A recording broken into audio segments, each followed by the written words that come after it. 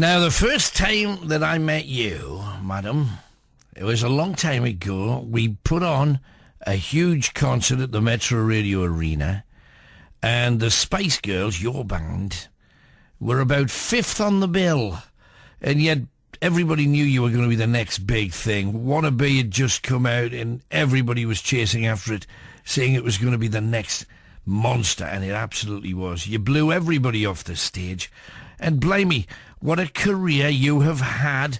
Melanie C., good to see you. It's been incredible. It's funny because obviously I don't think about it on a day-to-day basis, but of course when I'm out there promoting a new record, you start thinking about everything you've done over the years, and yeah, it's pretty mind-blowing. And also from a set of trackies, you scrub up pretty well. Yeah, I've kind of grown into myself, I think, is what people tell me. But I was very comfortable in the Spice Girls days. It's not as comfortable now, my lady. Is this because you are... it's your name on it, and it's you can't hide behind the other four, or vice versa? Do you know what? I'm really comfortable being a solo artist. It's been that way for quite a long time now. Yeah. I suppose the initial transition was a bit tricky, just getting used to it. You know what? I mean, that's a bit of a fib, really.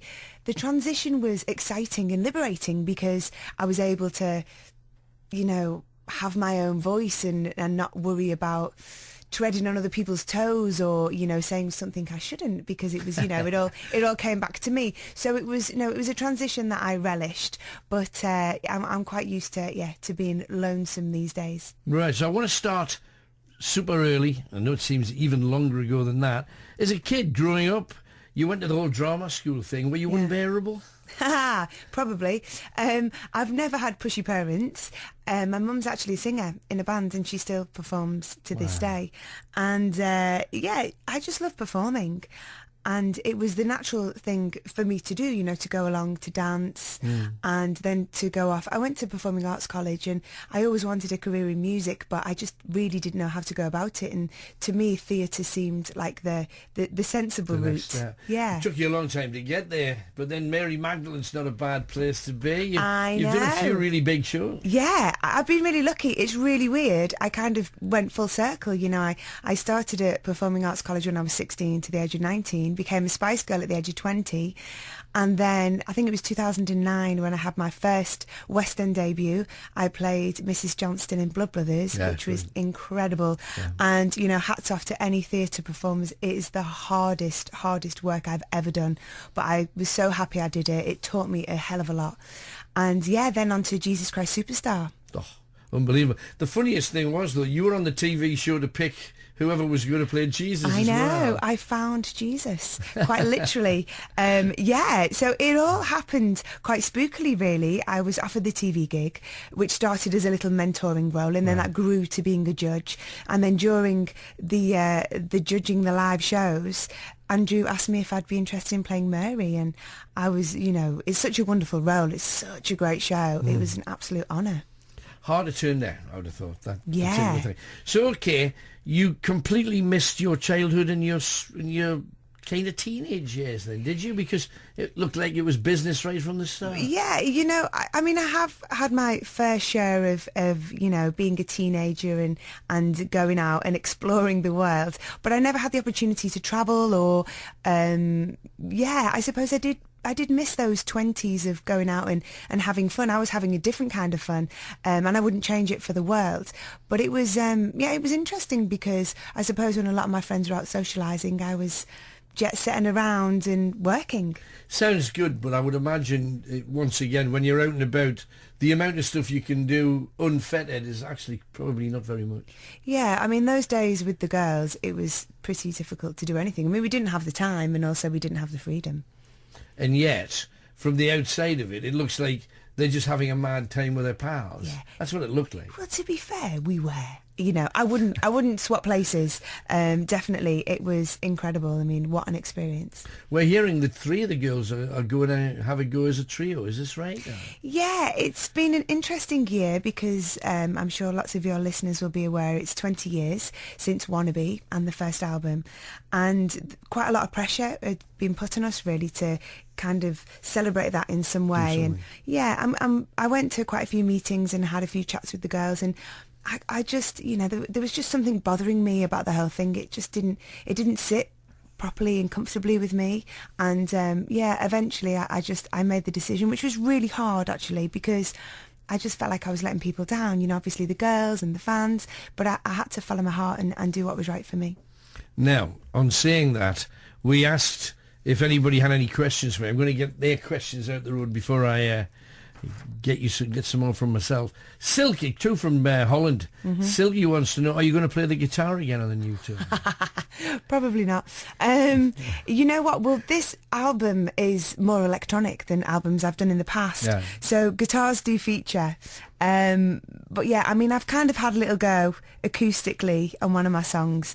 But, I should set myself a challenge. Maybe watch this space, I'll say. Okay. Queenie also says, will you be touring outside the UK because they love you in Dutchy land? Oh, yeah. I hope so. Again, it just always depends how it goes. Absolutely. Who's interested. Okay, next one. What track from the new album are you most looking forward to performing live, says Steve Williams? Oh, that's a good question, Steve. Wow, gosh, all of them. I think when they're new, you just can't wait to kind of get your teeth into them, yeah. Any More's been fun, especially with the track being quite dancey, and, we're out on the road now doing things acoustically, so that's fun when something works acoustically. But, yeah, most of them. Version of Me is springing to mind for some reason. There's a lot of songs which have a lot of personal meaning, and I always enjoy performing those songs the most. Version of You, the title, of course. Why? Well, Version of Me is a song on the album. Yeah. I do, in fact, I've always named my albums, it's always been like a song from a song title. But this one, it just fitted, because I feel like all through life we have these versions of ourselves. I always think back to like at school, the way you behave with your friends is not how you behave with your parents or your teachers, and that has gone on through my adult life, and I've spent periods of my life kind of being the person people want me to be, and now with a little bit of age and wisdom, I am not doing that anymore. Right. Or trying not to do that. But also each album has really represented where I'm at that time in my life, so every step of the way is a version of yourself, I think. So it's like you're liking the current version then? Yeah, well, I think you have to, don't you? You have to embrace where you are in life, take the rough with the smooth, really, but all good. When there's a new record on the horizon, it's good. The fifth one, final one, comes from Clary and Richie, who say, could you just wish us a happy anniversary, because they're celebrating an anniversary. Oh, happy anniversary. Have a lovely, lovely time. Thank you for that. Back to Spice Girls are coming to an end. The newspapers were absolutely... they didn't write about politics. From the beginning of the Spice Girls till the ended, pretty much. Anything you did... front page news. Were you in a way kind of glad to get away from that afterwards so that things could just calm down in your life a little bit? Yeah, it was an interesting time because it was almost like having to integrate yourself back into society. It was so weird. We've been in this bubble and been so protected, although being attacked in the media quite a lot. And when things quietened down, it was a big relief. I mean, I think I got away lightly, really, because there were other members of the band who were much more outspoken and much more written about.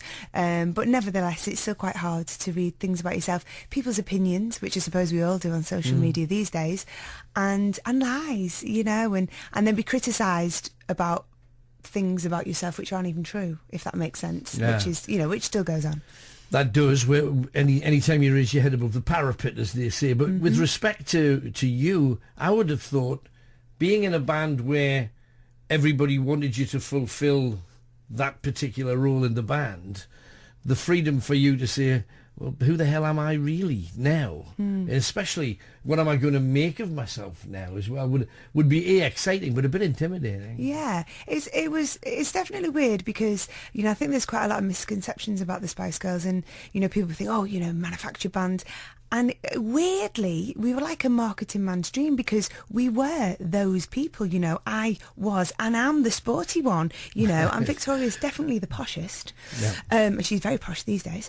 But yeah, it wasn't something that was put upon us or, it happened quite naturally, and we wanted to be different. We'd looked up to so many girl bands, but, quite often they all dressed the same, and You know, when they didn't really have that many different characters, and we were so different. We were, you know, we were happy to kind of celebrate that. You were a living cartoon, though, weren't you? Yeah. I mean, it was the music was fabulous, and I don't think people realise how good it was until you hear it like 5 or 10 years later, Yeah. and you go, do you know, they might have slagged some of this off at the time, Yeah. but everybody wants to dance to it, everybody wants to hear it. Yeah. So it's kind of everlasting what you've left us. Yeah, I hope so, and I think so. You know, so incredibly proud of everything that we did, and that's the thing, you know, at the end of the day, not everybody's cup of tea, but we're really proud of the music, and for everything else that went on the outside, we had some really great songs. Absolutely did. So then, of course, the solo stuff starts, and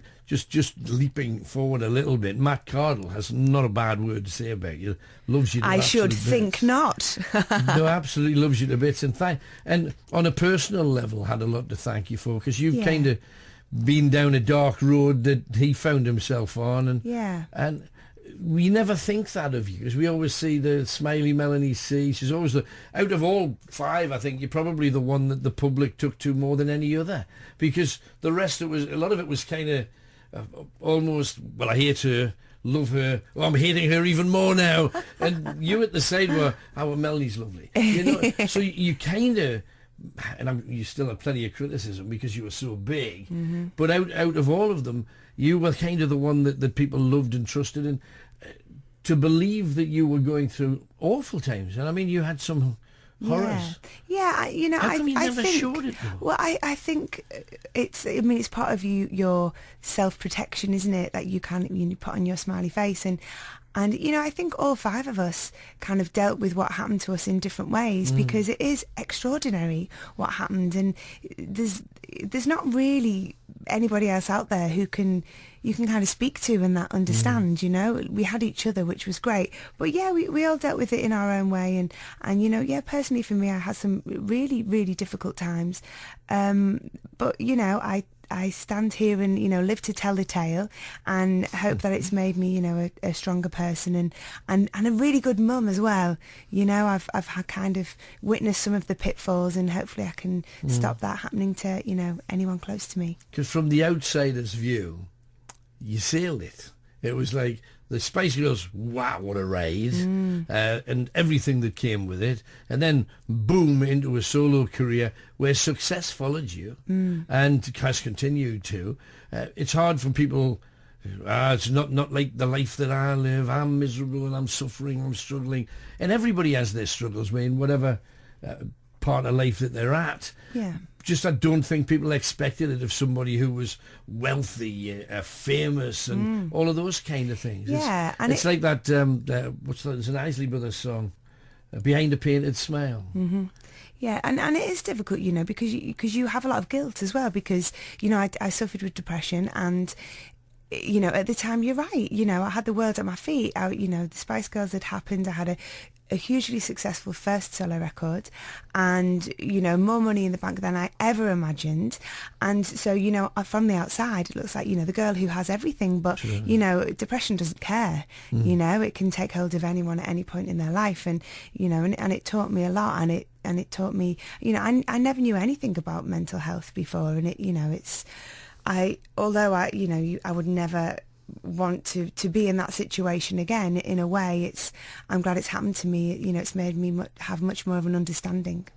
Yeah, and on top of that, I would think, especially as a mum, what have you, now you've got the biggest responsibility in the world, because you will have formed this other individual. Yeah, I think especially a little girl as well. Yeah, it's tough. It's a tricky old world out there, especially now, how it's changed so much. So yeah, we just do the best job that we can, don't we? Absolutely. I mean, we followed you from the Spice Girls album to album to album, and the only thing we can say about you is you never know what you're going to get, because you never go down the same road twice. You on purpose, even if you had great songs, but it was sounded a bit like the last album, I don't think you'd bother. You're going to go down the path least travelled, seems to be the way. Yeah, I don't know, you know, I just, like I said a little bit earlier, you know, I always just want to express whatever's going on at that time in my life. So, yeah, I suppose it has... Let's do a bit of rap. Next time, let's do a bit of rock. Let's do it. Whoa, Melanie. Yeah, but it's fun, you know, if you can. Why not?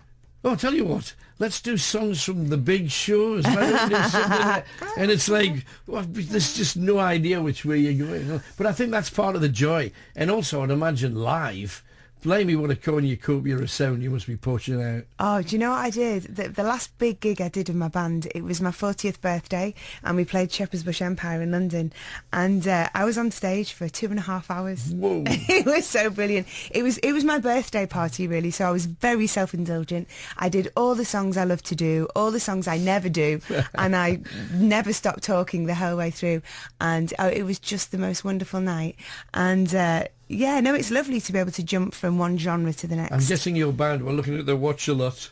God, another one? Didn't give him chance. No, that's straight into the next. That's an old-fashioned Northern Social Club thing. In case they move, keep the drum going straight on to the next tune. I want to ask you some stupider questions because they're more fun. Worst thing that's ever happened to your body? Accidents, operations, Oh God! howling pain. I ruptured my cruciate ligament in 2003. Yeah. How'd you? I was doing a TV show called The Games. Oh, cool. And I was in a judo. What do they call it? A judo match with Miss World, the current Miss World at the time, and she broke my knee. What? I wasn't happy about it. I was going to say a model beats sporty, impossible. She was gorgeous, obviously, super tall, super slender, and she broke you. She broke me.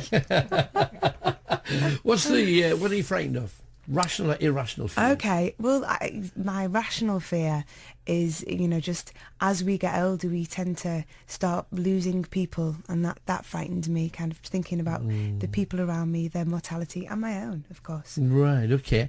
And once again, which multiplies as soon as you have a child. Yeah.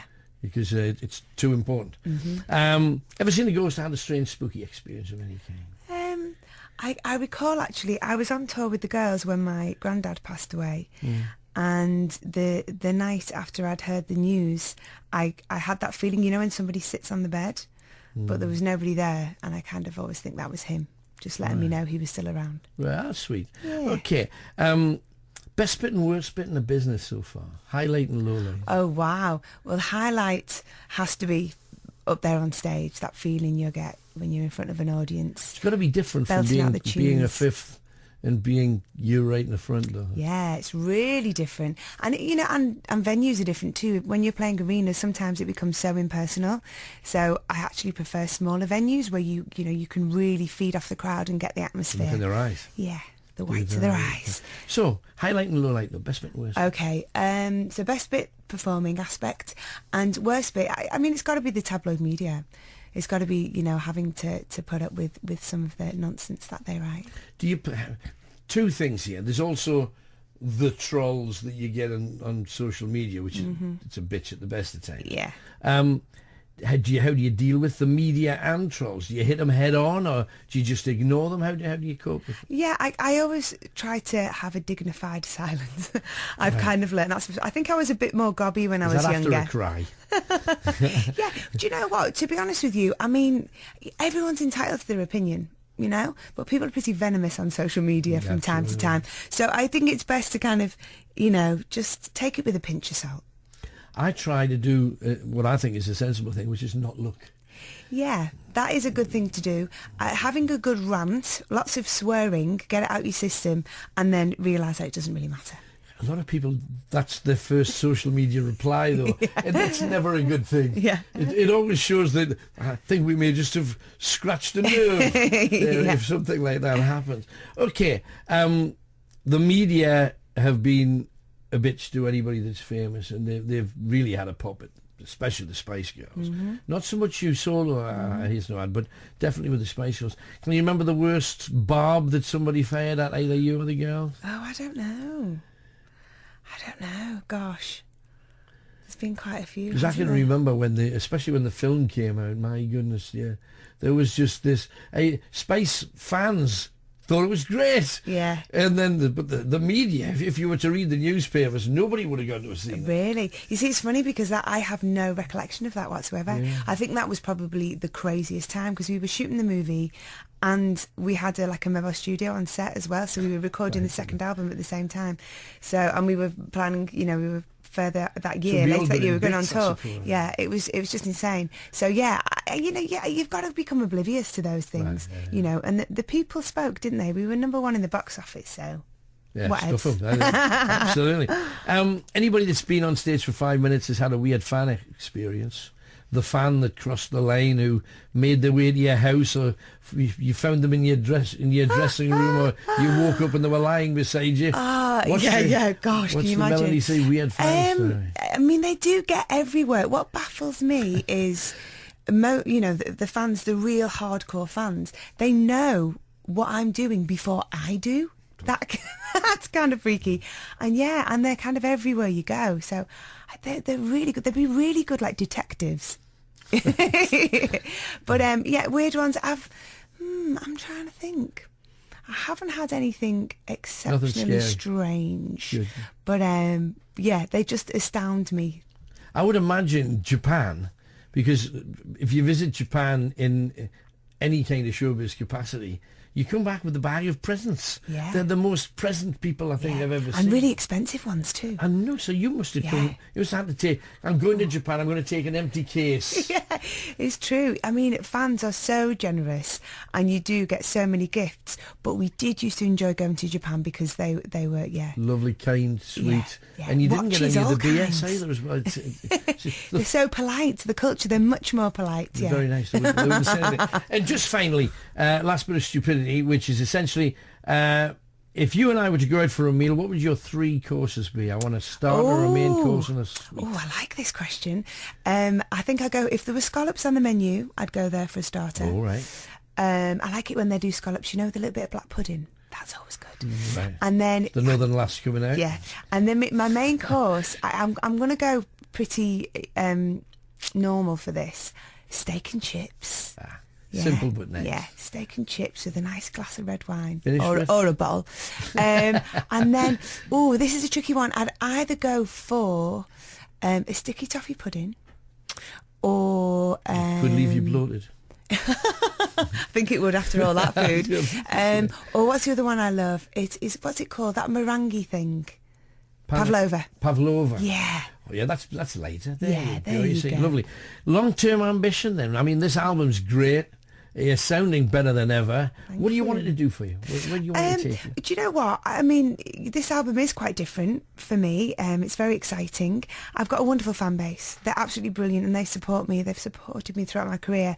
It'd be really nice to maybe reach out and to find some new fans. That would be nice. Great. But that means touring, and that means travelling the world and getting on that hamster wheel. Yeah. Well, you know what I've found since becoming a mum, obviously, there's somebody that needs me. And, being a solo artist, your life is more your own. And I can't be away for too long. But that wouldn't stop me. I definitely want to get to every corner of the world that's interested in seeing me play. Occasionally. It depends. It's tricky now. She's getting a bit older with school. But she came out to Australia. I toured there with Jesus Christ Superstar. So she came out for a few weeks on that tour. That was cool. Fantastic.